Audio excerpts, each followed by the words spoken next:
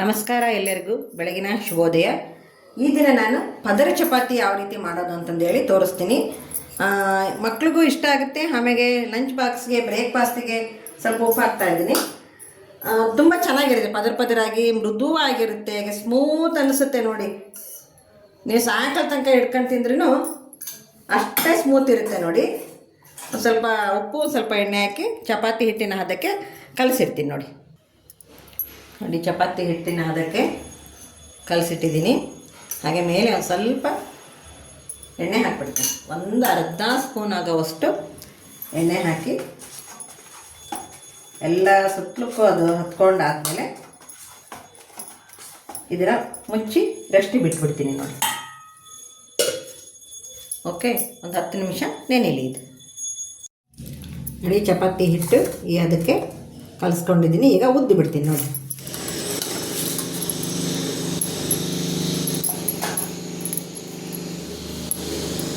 ನೀಟಾಗಿ ಇದನ್ನು ಸ್ವಲ್ಪ ಕೈಗೆ ಎಣ್ಣೆ ಹಚ್ಕೊಂಡು ನಾದ್ಕೊತೀನಿ.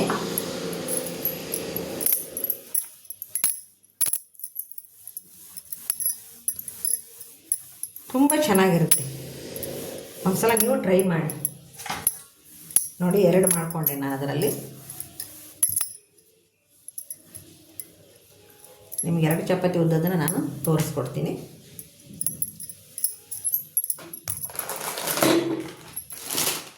ಎಲ್ಲರೂ ಹೇಗಿದ್ದೀರಾ ಸ್ನೇಹಿತರೆ? ಎಲ್ಲರೂ ಆರೋಗ್ಯವಾಗಿದ್ದೀರಾ ಅಂದ್ಕೊಂಡಿದ್ದೀನಿ. ಒಂದೇ ಥರ ಚಪಾತಿ ತಿಂದು ಬೇಜಾರಾದಾಗ ಈ ರೀತಿ ಟ್ರೈ ಮಾಡಿ. ಮೊದಲು ಚಪಾತಿನ ನಾವು ಯಾವ ರೀತಿ ಒತ್ತೀವೋ ಅದೇ ರೀತಿ ಒತ್ಕೊಂಡ್ಬಿಡೋಣ.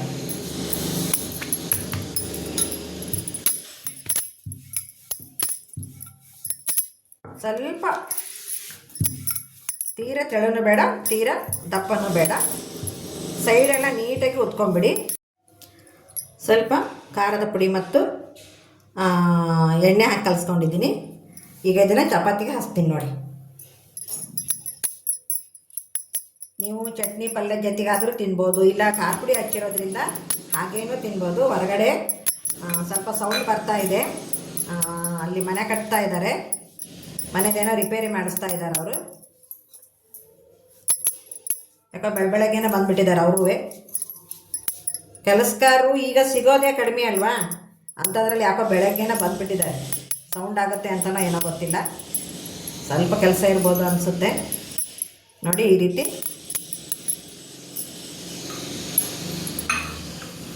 ಎಷ್ಟು ಚೆಂದ ಕಾಣಿಸುತ್ತಲ್ವ. ಆಮೇಲೆ ನೋಡಿ, ಇದನ್ನು ನಾವು ಒಂದು ಅರ್ಧ ಇಂಚಿನಿಂದ ಹೀಗೆ ಸುತ್ಕೊಂಡು ಹೋಗಬೇಕು. ನೋಡಿದ್ರಲ್ಲ ಎಷ್ಟು ಚೆಂದ ಕಾಣಿಸುತ್ತೆ ಅಂತ.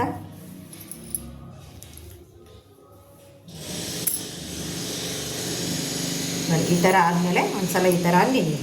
ಈ ಥರ ಅಂದಾದಮೇಲೆ ಚಿಕ್ಕದಾಗಿ ನೋಡಿರಿ, ನಾನು ತೋರಿಸ್ತೀನಿ.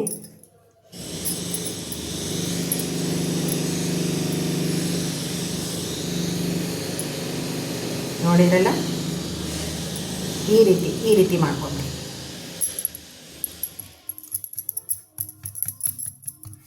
ಈಗ ಮತ್ತೆ ಇದನ್ನು ಚಪಾತಿ ಥರ ಲಟ್ಟಿಸ್ಬೇಕಾಗತ್ತೆ. ನಾವು ಎಷ್ಟು ರುಚಿಯಾಗಿರುತ್ತೆ ಗೊತ್ತಾ ಇದು. ನೀವು ಒಂದ್ಸಲ ಬಿಡಿ. ಅದರಲ್ಲೂ ಮಕ್ಕಳು ಬೇಡ ಅಂತ ಹಠ ಮಾಡ್ತಿರ್ತಾರಲ್ಲ, ಅವ್ರಿಗೆ ಒಂದ್ಸಲ ನೀವು ಟ್ರೈ ಮಾಡಿದ್ದೀನಿ. ನೀವು ಖಾರದ ಪುಡಿ ಬದಲು ಬೇಕಿದ್ದರೆ ಯಾವುದಾದ್ರೂ ಚಟ್ನಿ ಪುಡಿನೂ ಹಚ್ಬೋದು, ಬಟ್ ಖಾರದ ಪುಡಿನೇ ಇದಕ್ಕೆ ಸೂಟ್ ಆಗೋದು.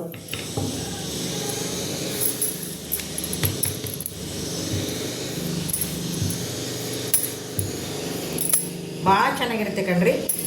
ಡೈಲಿ ದೋಸೆ ಇಡ್ಲಿ ಒಂದೇ ಥರ ಚಪಾತಿ ತಿಂದು ಬೇಜಾರಾಗ್ಬಿಟ್ಟಿರುತ್ತಲ್ವ.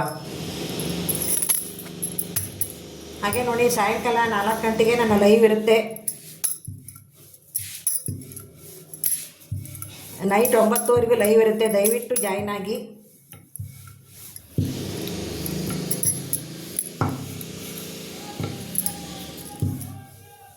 ನೋಡಿ, ಈ ರೀತಿ ಕಾಣಿಸ್ತಾ ಇದೆ ನಿಮಗೆ.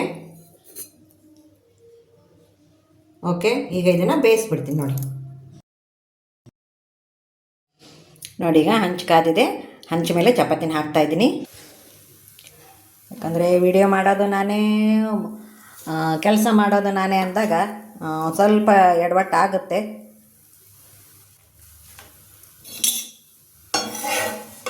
ಆದರೆ ಏನೋ ಒಂಥರ ಎಲ್ಲ ರುಚಿಯಾಗಿ ಎಲ್ಲರೂ ತಿನ್ನಲಿ ಅನ್ನೋ ಉದ್ದೇಶಕ್ಕೆ ಎಲ್ಲದನ್ನೂ ಮಾಡಿ ತೋರಿಸ್ತಾ ಇದ್ದೀನಿ. ಅದು ಸ್ಟ್ಯಾಂಡ್ ಯಾಕೋ ಏನೋ ನನಗೆ ಬರ್ತಾ ಇಲ್ಲ ಮಾಡಲಿಕ್ಕೆ. ನೋಡಿ, ಯಾರಾದರೂ ಗೊತ್ತಿರೋರು ಹೇಳಿ. ಈಗ ನೋಡಿ ಉಲ್ಟಾ ಹಾಕ್ತಾ ಇದ್ದೀನಿ. ಚೆನ್ನಾಗಿ ಬೇಯಿಸ್ಕೊಳ್ಳಿ ಇದನ್ನು, ಸುತ್ತು ಹಿಂಗೆ ಅದನ್ನ.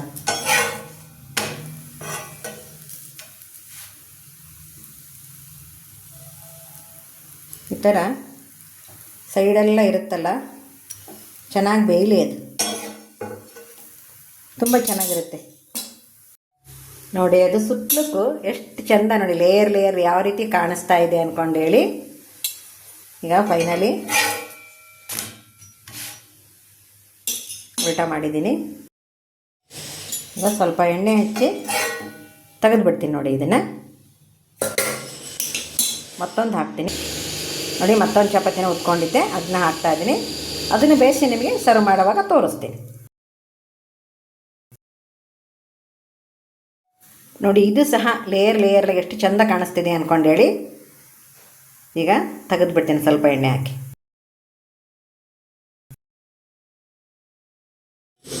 ನೋಡಿದ್ರಲ್ಲ ಪದರ ಚಪಾತಿ ಯಾವ ರೀತಿ ಹೇಗಿದೆ ಅಂತಂದೇಳಿ ನೋಡಿ, ತೋರಿಸ್ತೀನಿ ನಾನು.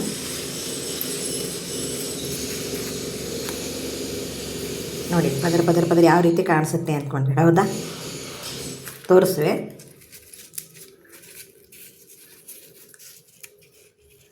ಎಷ್ಟು ಚಂದ ಬಂದೈತೆ ನೋಡಿರಿ, ಪದರ ಅಂದ್ಕೊಂಡು ಹೇಳಿ, ಹೌದಾ?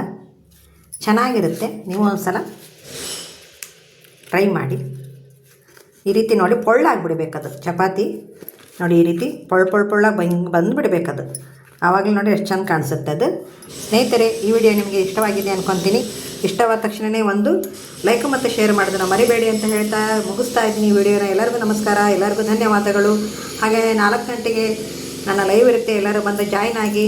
ವಿಡಿಯೋ ನೋಡ್ತಾ ಹೈಪೇ ಅಂತ ಇರುತ್ತೆ, ದಯವಿಟ್ಟು ಹೈಪೇ ಕೊಡಿ ಅಂತ ಹೇಳ್ತಾ ವಿಡಿಯೋನ ಮುಗಿಸ್ತಾ ಇದ್ದೀನಿ. ನಮಸ್ಕಾರಗಳು.